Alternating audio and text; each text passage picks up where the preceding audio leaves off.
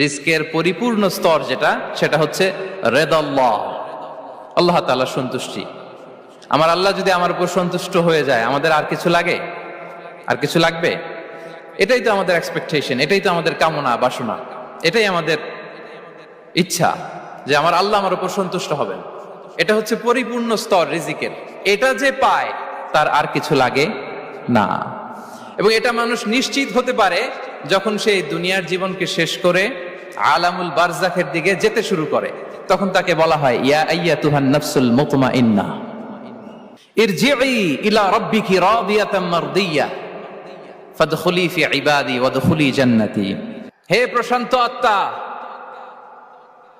প্রবেশ করো, তোমার রবের দিকে চলে এসো, সন্তুষ্ট চিত্তে সন্তোষ ভাজন হয়ে আমার কাছে এসো, আমার জান্নাতে প্রবেশ করো। সুবহানাল্লাহি ওয়া বিহামদিহি।